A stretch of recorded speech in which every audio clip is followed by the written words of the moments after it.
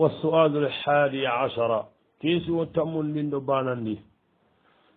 أكيد مغينا فتاونو كوي ولا دواونو كو غني دوان غاتيني الله غنا واتم بركم مغني واتو يغنو واي دوترون كرا ولا kanka man ñimmeatu nan tallo howa sikki a tigana keliga metrenga i wunuwa hakke igatu nan tiiɗo hoɓe ga sikki dogotoron kora walla hammin ɗo hammin gatte iɗo keñan sikki iga foɓe konnonda iga murnimmaga nandiga mum igunda guncu heɗe inte guncumi haddini kan nandiga mum igunda in cabari in muñi in kano allahy immaga yagarun toña ikena europa iga tora ɓeɗi kiine maga iwatu naga hattimmanten takkiteene igana pare fofoyi amaga dogo tora ɓeɗi kamma iwatu allah watunan goti yimme nandigamo yigunda europa yigunda en pinne yagarunga enan pinne yagarunga seren nan kano antakalle man pakke surutu taxale ɓe ga xo yax yaqemmo xo naatuɗe yaxare ɓe ga kara europe kiinen pammi ñagada kari kiinen tora ñagada kari a gaɓeni ɓuru ken palle keta aro i medde tayendi iɗo kiine kenaxa iga saxu hateɓeedi inin tiriniti allah kesio ɓegimaxa serenna naxa a ñaqen naxa hancu wajabanga ba manna fonne a kinna ñakkega ta ñakkeñi mena demerde kutten ketrini haymaga ka yigu ngol nan jabar yade kina golum golla wanimaka katta europe yigu aljawab naati ak yagar nangani nga hoɓe ko nanda jaben ha yo keke mbay haɗamaren men cuumoxo ñe siri wo siranke ñimmega keɓeɗi an ka wanten na ke ñayi an ka wanten tan ka palle man kallenga nkallenga yo sereɓe ganañi franci sasaɗo kahiti mundi e ngame sereɓe kahiti nga jiiba ken pammin taka kahiten keɓare ken pammin payɗuga katta embauchene mogoɓe a ken ken maga dunano gondi hammi suntaɗi aganteni embauché ke kahiti mum danaga hammi suntaga ini kahita ɗum guita ke killi mum danaga hammi suntaga ini wisa yagari mum dana kemmogo lemmum danan ka kemmogo kenganaga he yagare ke gati nanti yagari ngaɓe europe no gondi kinanum pammiñandi kari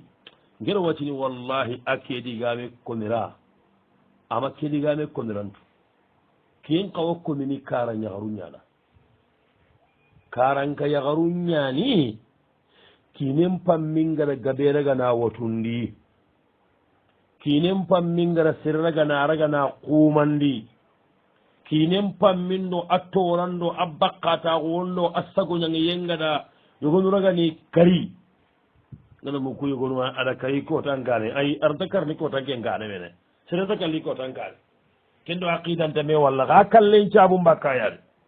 wallahi yagari ngeɓede ka dogotoronga nandima sahayna wisten pasi ya kara yere kinen pammiñani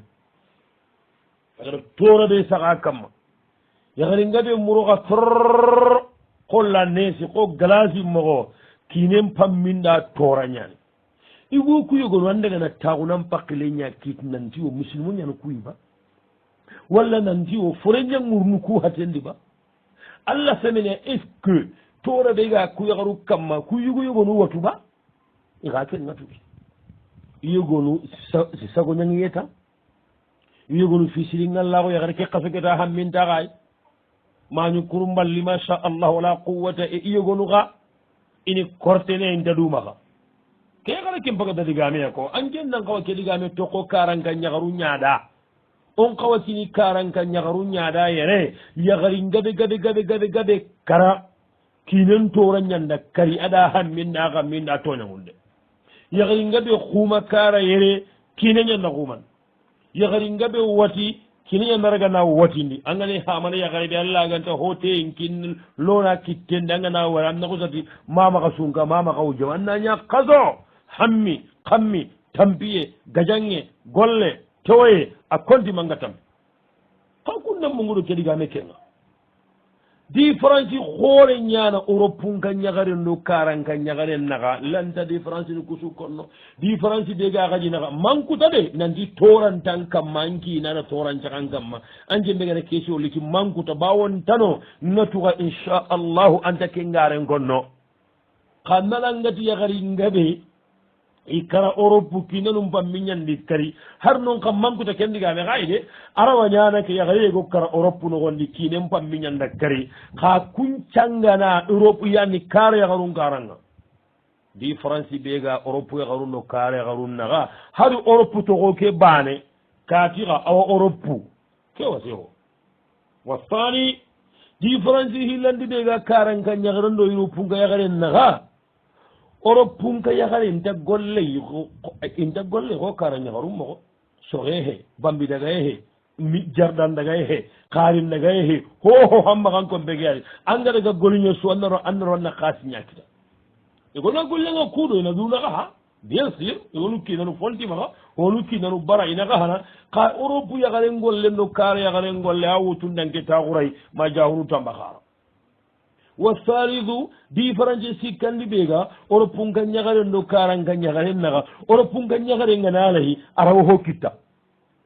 har kinengana tanta goliñaga naalahi ara balla ana goliña pakle mente bakari kara ñagaren ka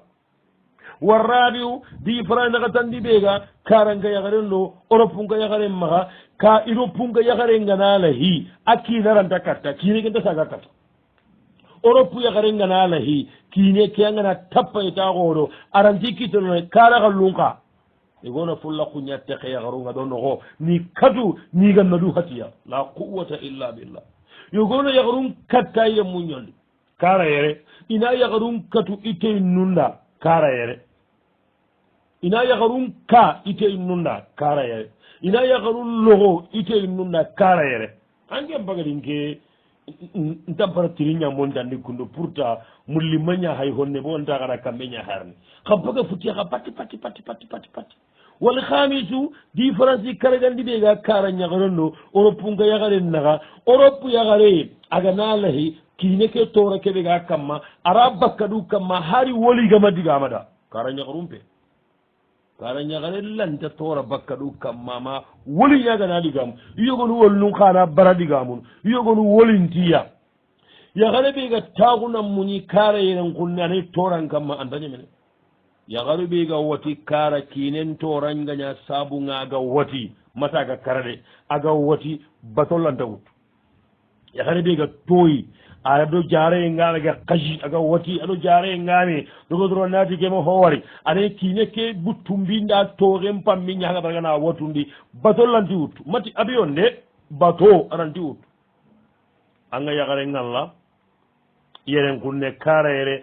lawatinani mbir yencu danginini tampiyonɗo hotanɗo wuyanɗo golle ñani anga yagare ngalla yere kiinen ni sagonda baray aranta hohoɗa mbede barani anga yagare ngallayere kinen na katu maga daraga nayira men lagana bora bakka yere ti ali jangana ti anga yagare ngallayere kinen na katu maga da dambu anga yagare ngalla kara yere yagare na kinen na katu maga da kitton koso idan kare idoro yagarunga sentiri nasa aro yagarunga anga yagare ngallayere are mebe ga lenterantera kinen ngana wara ana bo say forose jamunawi ana kirama dabba ga sunka anga yagare ngallayren kunne ay me ka yagaru ko kudiga mutu o kumeni kundum pay konno hakku ngoro punga yagaru agalitu e de kagire kunne anga yagare ngallayre ay me asiginte niire mun kibaren ci lew ana bakka minna a konti manga tambi kudo o maga tarade yo yagare lawa kal yagare be ga kala ti yeren kunne europe yeren kunne e kare yeren kunne masha allah wala quwwata illa billahi e anani ti kinen cabunga aga benni buru yo europe ko angana komoxoɓe yaxaru yogonu wa kalla kinanum pammi ñandi karni lawatini ke ngana hari ñana sunna maxanguta awa ñana 90%. hari ke ngani mbutten qoto andi nan tigi mbuttendi bo europe xoorenni jamanen xoorenni yaxaru yogonu wa europe yewra xuñam pinni maxa in daɗu ngene ni kiinaro kasoyi ingadungena police kirkati kinai yagarugono ngani kumma kunna go alla ni nyano gunya iran tagajangeda kinenna tora saqi kamane kementa karanga yagaren kamma ke sabu nan nimmutten qad nati 90% yagare be ga kalla ane tanka be su kamesu tammu kenga nage ngere simma horopu ke igu kuwanga bakkalla yagarun doramma igu kuwanga ba toyini yagarum pammindi khammimma Allah wa igo ngalla yiro po dinkanti mande angana wala gago jabeti ngara takki ana khuma hohe yakengara golle be tray Allah wa igo gabe walla faranci nu ropu keta mi siide daraga na lajimindi Allah da hede jahannaba ngede nyana maga ikombe anga igo ngalla faranci ayakenda bagandi kombe ngada gollonta ga yimmen gelli garu ga garu he ko anga yaga igo ngalla Europe yaga yenda bagandi kompendi adire muntogo ana yille sommu bakka igo ke saleri akaso ina kiri yaga ke diremu yaga ke haga ille yagini ga ga kine ke ma warade aga sangana igo naburende Europe no Allah summa Allah sage Allah anga igo ngalla Europe no gondi yakena kuma sagura aranda hoho nyana anga igo ngalla Europe yakena bara sorene aga daga mbekenge ne kungu na maru janna foye ngano gerekinu ngano tiya gushege ni problem Allah ta jeni ni silami atayin tumpanga nyaga ngai antamin anga yagare ngalla Europe no gondi kinena kabananti boni mandaga yagi kara ana problem laga na kinye garu nyani ba anga yagaru ngalla Europe no gondi ku hontado kinen naga jamu tor kota bane ta yaqinnati ilahi yagu nyambu ndamani gada baranga amma ho da baringa kanta mun don to dome lahi yagu nan kempere walla ndamani gada bari no gana yagu ndabari ndada kan mekita kuro yana kare andalla naga anga yigo ngalla Europe no gondi kinen nyanda tere kaso kuro yana kare anga sere ane kene sukundum pagada ko arawa nyana a 90% kinanu ku gandi sabu faranci ankem pagada digame ko am pagada tungunya ko re kham kema amma ko ni dingira faranci go Europe go nyaga na keko nandi igu gabe kara ya garum pamminya ndi kar Europe natara haguba karanga ya garen kaga na tinda ali jagana digamo igo na kon ya garum kara ya gare biga kara yan kunne kinan tora natanda haguba soron pamma Europe no gondi ipare katunun kita idi ya gorunga warene idi katun laga idi bloqué arnoge monni sahaba angara kedi ko naga han kibare ke andan kina kibare ke akina nyagal oda ku njab mo ga tampini ya gare bi kina gan dan naga hana magan naga hana gan tambakka pasena ko bu yagga oda ngi ku ngadalla wa su'alu thaniya asara niti nan kesi o kemi le mun kuna sagandi kattanga kangara keno ku be rondi de ke hayke tan ko so president din na rondi kendi game kanga na nya konno maka ko karanga ya garu nyondi de nanti ya gari ngabe kalle chabu Europe kinanum pamminyandi kari karanga ya garanga na kemmu ganga itinan choyni ya wa su'alu thaniya asara keso tamunno hillandi mbay ida fayda gabe kito digamu kuwa yagara ke kunedo Allah naga nanti Allah ganni nyana buri gume moye ganni maga yo fatihu gore nyamin dangani ngaji ni kem fatihu no gondi makalle ka moyenti maga moye ganni maga ni gada dabari tinne ne begi maga ikina rite nenga terranga lemuna gatiani kedana ma ti te ni ke lemu hiliana dana ga mbaga hama jamu ngairan kunne ame sa sin kutten ko rafa hamu ake ngai misasi ngutu yagarunga manka karaban ngori ho fahamu mati teyimne kena kinen kati ñaraga iba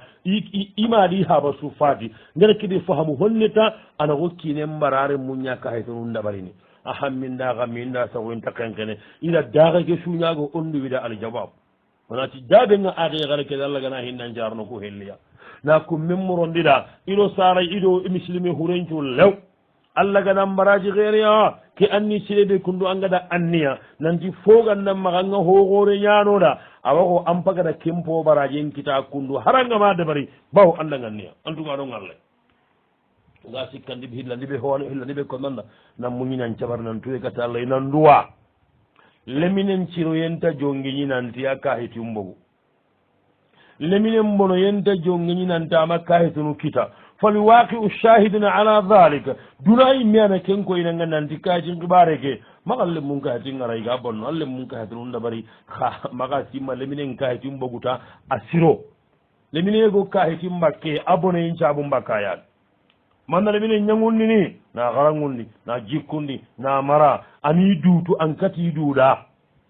oɗa allah ñagandagi allah gana hammino hammilla gana bogo an kamma wa suwalu halisa asara keesu o tamunɗo sikkandi salli hanan calle imungu arakanno fillita kuña assalamu aleykum kuña arakanno filli istagunantayya imungu ida salamu ndabari an pay gilli anna arakanno filli banu kuriti anna tayya anna salamu ndabari anna ille sujudinta hillo salamu aleykum yen balle wa sualu rabia asara keesu o tamunɗo nakatandi iñi haranga madarasa e gooy i harangeñ timme ken madarasa yi ila hin kontine in daga arabu mbange isar nammaɗuge ga dagana ke ñahaga pare ni toro aljawab wona tanda jaadinga ya abdallah wa ya akhana fillah ate walidaka an jar nambatu maga daga angara kenne ɓe gara kendo barakere gannangolo ñatayi annan paɓaɗigan kanne ke sigin cheikh shinkiti rahimahullah ndagatu keta basigo shinkiti ke agata kene murtaniyeña agara sawdi gongata litaku sawdi ay mekendalla fati sahibu adwa ul bayan keta lemmu ngano keta lemmu ngano akabila ko hinna sawdi akabila ko hinna sawdi muhammadu magiraga sagiri muhammadu magiraga france bange anamu gule adalla ndebi ke cheikh kastin kitayari ngara terenga igara tirndi keyi serengati i haɓati maga daga harlanga atana haɓe ñamar yemmatu aɗa dalle magani min angatuwa ti sayiban ɗo ñogo melli sigi annabi yomunda indega jihadin kurendi allah farinti an carnon cuwono wa walla ba ati annabi suwano ati yille katti annandagi toppita kenga sanda jihadin kuray aɗa qaida usuliyan caga kamananti inna tarika l istifsal fi maqami l ihtimal yunazzalu manjilata l umumi fi lmaqali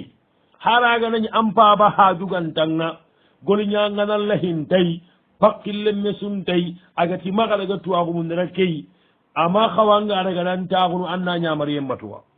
aganati maga xara lew yeran kulne ke haɓa kulne haqqatoxo onta battayere xagati maga kontine an xaraña sigindi yere an ba sigindiniya de surtout wacce alhamdulillah allah wa xaranga sere maxane xantame kamma ana ke qaida lippa ke hadise kamma on dasini ollo qaida ke detta en noxoni fata wañani fakati ke maxa bo soy wa sualu lgamisu keeso kargandin pay sikhalilu rahimahullahu taala qallugati joppandira keyi a togon kadide mubayyinan lima bihi lfatwa ke ha sikhalilu attarajama joppandira keyi mi taɗanke jumla wureni maniya mubayyinan lima bihi lfatwa maɗano hilliyana intu axundi mubayyinan i kitabe keni bangandindane lima honnangani bihi lfatwa yufuttanduga ñanatayi ike lawojidu iɗanke sane igata digamu ɓe nuradi ana hoña bangandini taliɓe nayiga nan tirindi angan kawanan jaabi ɓo kiite ñani o angata fiqi hemmugota kiite ñani nam mubayyinan i kitabe keni bangandindana lima honda behil fatwa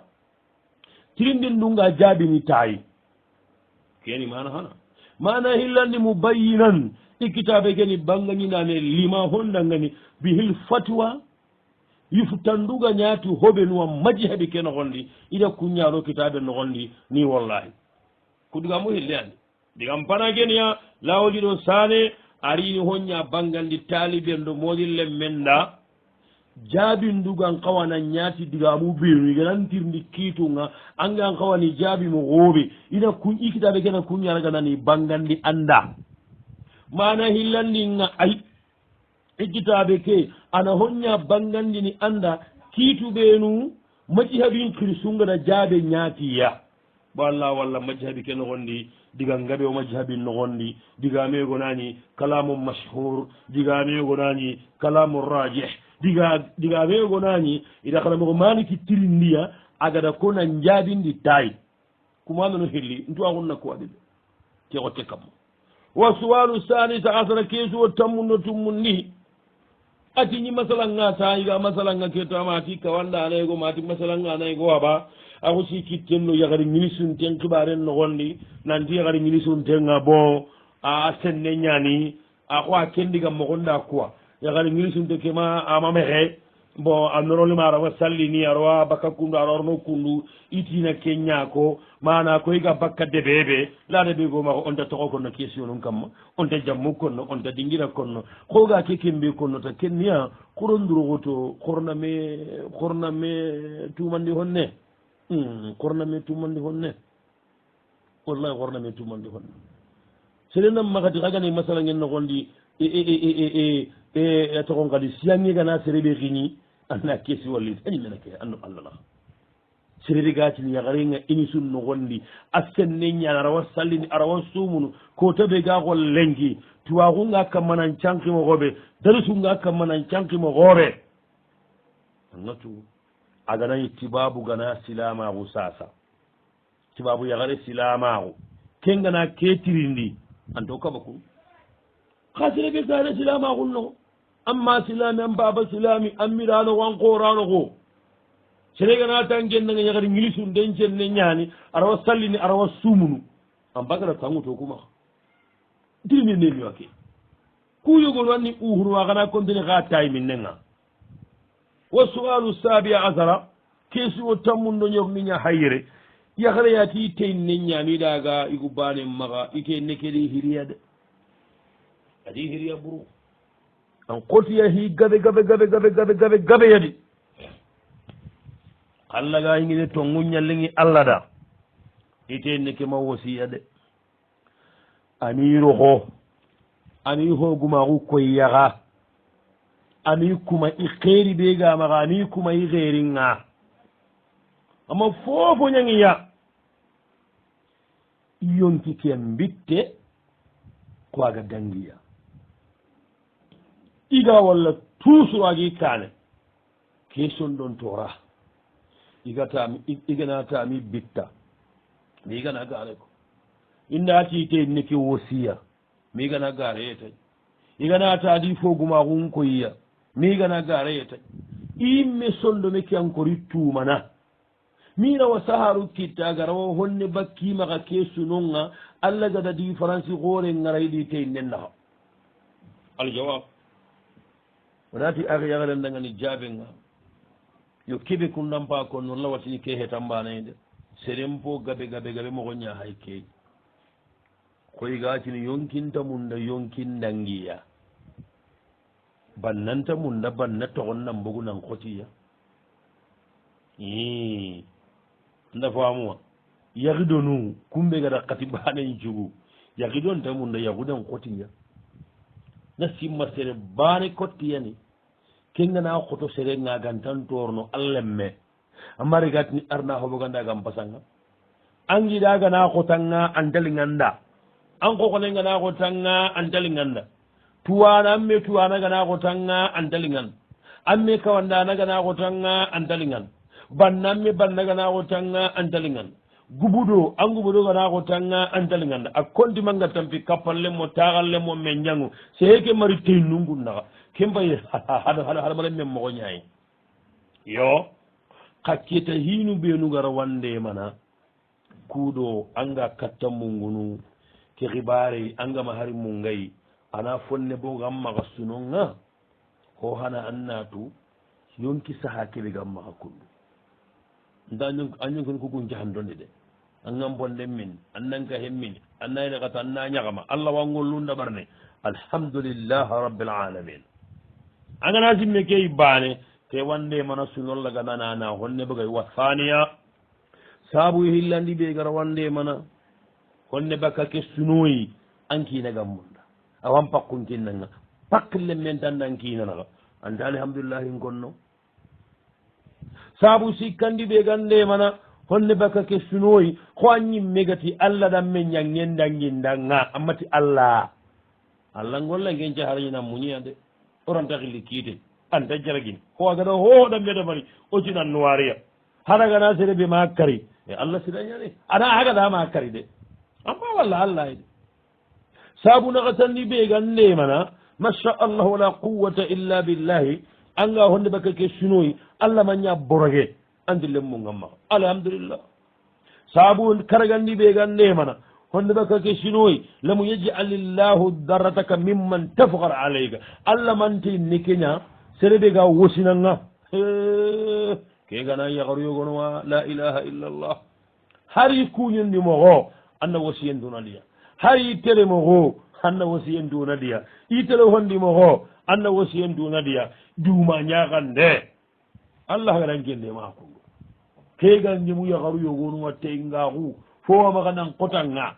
allah ganaña wosananga ana kake lihinan maga ikanta hikalawo seɗengani har ñi wosini ona lakaran kibare ke mi warane duna keɓe kundu angadi an ŋuyuke lagaruntuwaxungam maxa ba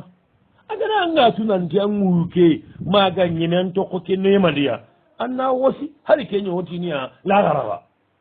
sehemaro duna imme xotte ke imme hina banna ɓega taxu potini xempañanay kempanday wo wa sadisan sabu tumundi ɓegan ndemana ke sunowo ne bakkay antatu gundo suga allah maxa yere a garante ne ke warankane gundo suga allah maxa antatu saabu ñerundi ɓe gande mana honde bakka ke sunoyi e annatunante ante inneke angana haayi andañinante inneke gadan piri hibarun cuuɗi teinnena teinne hiri hohoɗi lew ke hari kenganayi ñana kenga ɓe heeɗe agada agadan piri ƴego teinnenna hiri haalisinkara howamaganan kotay kayam paramparonti teinne ƴego teinnennan paramparon day ka keɓane ange mum day ma yakarungati keɓane komi fukara kuñinaka kenganaga he ke yakarenakan naate yakarin ciriyagundanan ɓen parongadi allah wa haram paronayi anta kotay siroye yogote nen nan paramparonte keɓane an cenon day yogote nen nan paramparontanga ka keɓane allah wa gemme soronga ayaɗo sorona me wuttu aramo mukkununga aho mukkunu darno agi yanga sante anogonkulle yakareegonañi annan kotankine faramparoye ankine saguntenna yayinan kotanga a kontima nga tampi ku pour que annañi tey nennan koto tey nenga hoho suuɗi lew ken kotanni de kiitan deyni kigana kotanga kaaro kuɓenu an kagan kotay kundi mandaga ñera kundi an pay kuña takatinana honne bogam maka sunoke saabu kabundi ɓe gandema honne baka ke sunoy annatunandi ke xibarndambe he tambanay de kiga ɓeñana tebtaka kedi saabu tammundi kundum pasangunta angama yahi i angadi ndey nen koti ŋañeɗa ɓo kundaro ndima ñahi ke awa andama wuti annanti ñimmu soni gontali annanti woyi ñimmu ambasangunde yimmugantanga saabu tammundi jonkoye katta allah kallen cimmaye ngabondi siringana kallen cimmaye ngabondi anñankana dunali ke ho gaɓe ay tirende tammundi mpayi aɗo segundi wisi wasendi ke tampinde ha wisi wasendi maniga simmene allah kibaruga toujours allah na kammogo bo allah tagimogo yiga simmenayi ke simmaye ganariya birenu vraiment di tampinde ko allah gamogoɓe allah giyangamogoɓe amagankutongamogoɓe junubu wiya ke simmeyedi ba aljawab wona tanda jaɓega kemogo warni serenga mbane he annatoko simmene allah gamogoɓe hadi gamunu kammogo andama guɗe aljanna kallangunte o aljannana kammoyga toganaro on taga bakka anañi abada seɗengamo ko bamen ni allah gamande man nako so tanga sikkana cheytane a simmayo hay a guiritin iganare sereganna hereñana anni yonto nati ashhadu an la ilaha illa allah annanci memboga kamma kurana gankara gannagara manna portable ngu sanna kawanne go teringa wanno seɗega me kammandina masala andan maga killenkini ke simmay ndambe buru saybano ñinnara kenko annabi dagani annabi jaabi hadise kenti ñaga jaronga dalika mahdul iman bo kente hotorno junubu gantangaga bo sikkanɗo simmay nduro ñani hagana hari arsala ke haɗa konante on maga simme allah jaten ɗo on taga siniti allah kayfenuga wa suwalu tasi asara keso wo tammunɗo kaɓundi digamego anguriɗi ha banagata teno ho ñani ma aɗa xiri keta ma teno howani ba mina me kam maba iha baga dogiya iha ɓadaga hallagiti kembire ɓuttambogo ka haaɓe ida digamego a ko mullinko yino gondi diga mbure ñani igara koni haɓada telima iga buttinan keñata xeɓe inimisi digane ke konnenni ihaɓa mamugu de nimisi ya su remba ha ho sire ina ko ni ha bada ba nan ti da kendiga me kada ana yampi maga walla hariga ma kada Allah ti daga na tayi al jawab onati akhin ngani jabe wallahi le sagene sarna mo ko tay ande sarana am ko kote amaga walle megi sarna jabe amaga walle mega tini sarna daga ni ba mo ni me ko ten amaga wamba baga tunan tan bitte ure sakanda na me jabe golle de tan lemme ngama ka wanyani ha bay amma ka bu tampa bay de mbaba tammo nyana ngade Allah tampa ba tugana de aga nyamo gon dambe su tongu wan tan dana ga maya man cara nan birandi a kenyam butanga anken du nana liri anna giri anna soro siru ngarandu kana nyam pamma ga maka butanga kalemme kana butu habe maka kenda bari isi kandi lemme ngan taga wana da bari lemme mbaba ga nanyang katta maka to taawuna wure igunu haɓe gana katta a tokko taxunuwa anta gilli anta wurnu anta guma keragana ken moxo maña cheitane butten xooreni kende an mba buttella bakka kende ana xusa guma xooreegotu ana ranñin gollonga ona duñi hiidi keɓegantaxawa an mbaɓe ganan katta wuru bakka wure kawan katta awa ñanaxo o aga xo talibonga illen katta ken moxo maña aynam maga ke xibare ko nan pabada xibare keɓe ko nangada ko angada ko an pabaga mamugu maga ko an pabada angadi mi sibane ke ganga sana inchallahu junubun tan ganni misi bawo amma tew an butte ñambugu butten pete urungoy cheitane en bunanga sembe kadi an paba mamugu kadi an nimisi qala taala rabbukum alam bima fi nufusikum wa sualul isruna keesi o tampillandi ni salle ñaɗima salle hana ñamala xancarama sago hon taxatu keta arakan cikkandi taxu ke ñaynan tayya ila simma arakan naxatandi ñaani iga tayya kene xoondeyani iga simme nanti igedu haga taxu arakan cikkandi ñakundu awa masagati keda ñamoxoɓe de ma tigi xusa sujudita hillo aɓa ken moxo ganan kita maxa salamu aleykum dabar de bawo dankanaxu ngaranga nanti arakanne to ammaga halle an pay gilli anna ke ngarakanne riiti ngana taxu anga tayya ngara assalamu aleykum ndabari anna sujudita hillo gadi anna tayya anna assalamu aleykum ndabari gadi ana ña baaday bawa njirindi an bagara tayya ña sikko anda baada katu kay ko anda ngiri an aganani ambugu halle sallendi an taxu an tayya anna assalamu aleykum ndabari hi halle sikkallanga nanti an calle ke timme walla ama timme dagam pajunga pakkille men tanga bo seren tagil dankana ku kamma nanda katta shikkay al yaqinu la yuzalu bi shakki salle ngana ñaan lew anduguta anda assalamu aleykum da bari hi halle dankana